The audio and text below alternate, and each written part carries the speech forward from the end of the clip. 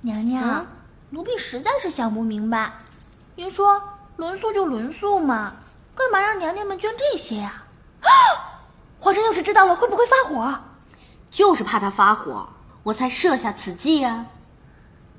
奴婢又不懂了，您说皇上那样子也不缺这些金银珠宝啊？礼不在贵重，关键是皇上见了嫔妃们送来的这些金银细软，我就不信他还肯拉下脸来伤了娘娘们的一片爱国之心。我这么做就是想让他无法拒绝，骑虎难下。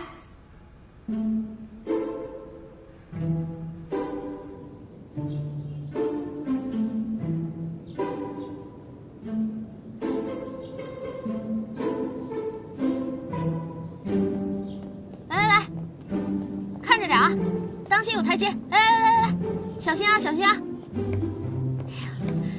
鹏鹏，叩见皇上！来，放下，来，打开！行了，你们都下去吧。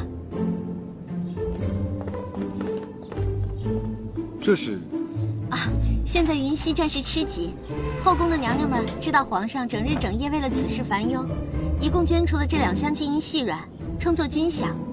东西不多，皇上一点心意。那你替朕谢谢他们吧。一句谢谢就完了？不然呢？那些妃子们想要什么，你又不是不知道。皇上他们就那么一点小小的心愿，您就不能满足？如此，那你还是把这些东西退还给他们吧。哎，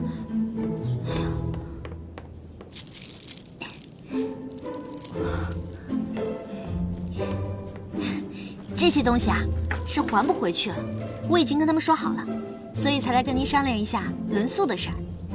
轮宿？